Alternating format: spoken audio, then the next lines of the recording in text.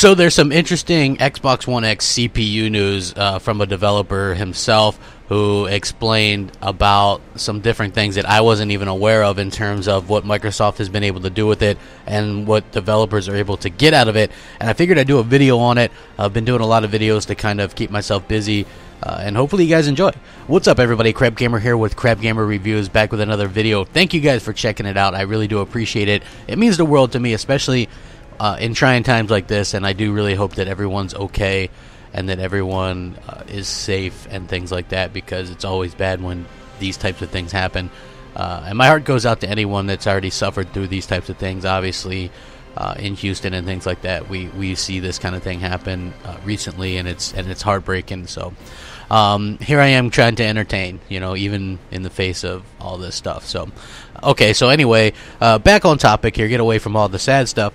The Xbox One X CPU, it is a point of contention with a lot of people for the specific point that most people look at it as not a big upgrade over the PlayStation 4 CPU, or this PlayStation 4 Pro CPU, which is basically the same thing that's in the Xbox One and the PS4 as it is, those Jaguar CPUs. And while it is Jaguar-based cores, the way that I understand it, from a developer, Microsoft actually has messed around with overclocking it a bit. They've also put some enhancements in it and things like that, so developers are able to get a lot more out of it. And so even though the clock speed on it isn't that much higher than the PS4 Pros, from what I understand, there's a night and day difference between the two, and this is going to really help in CPU bound games. Like if we do happen to see 1080p 60 frames per second on, say, Assassin's Creed Origins or other games, like we're seeing it with Rise of the Tomb Raider, right? And yes, we did see something similar on the Pro with Rise of the Tomb Raider, but it didn't hold 60 FPS,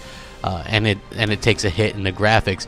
The CPU on the Xbox One X is actually helping it and enabling it to actually give less of a hit when you're doing that. So basically what it means is you're going to get more out of the CPU in terms of CPU heavy games or the frames per second.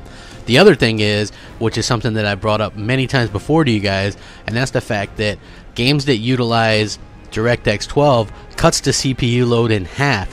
So you're going to be able to do things like higher resolutions and graphical fidelities with your other with the GPU and things like that. So for example, this is what was told to me: Battlefront 2, okay, built from the ground up with DirectX 12, so they're going to be able to have a really stunning game, and it's going to not take as much resources away because the CPU is using that DX12 and it's taking the strain off the CPU. So this is something that Microsoft can look forward to as well, especially when it comes to EA games, because EA games are all using DX12, and this is not just some kind of nonsense that people or say to just say it.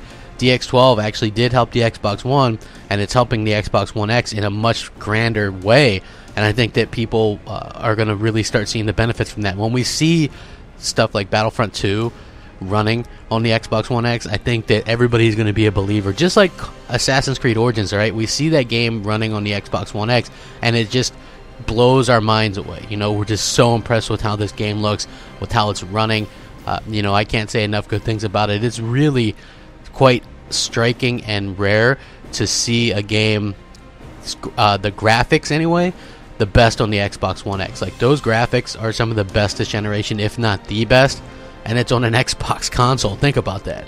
I think that is really going to take a while to sink in. So anyway, let me know what you guys think about this. I appreciate the comments, the love, support, the well wishes, all that stuff. If you want to hit me up on Xbox Live, MOH Space Crapgamer, or Twitter at @the_Crapgamer. And as always, thanks for watching. Rack 'em up. Crapgamer out.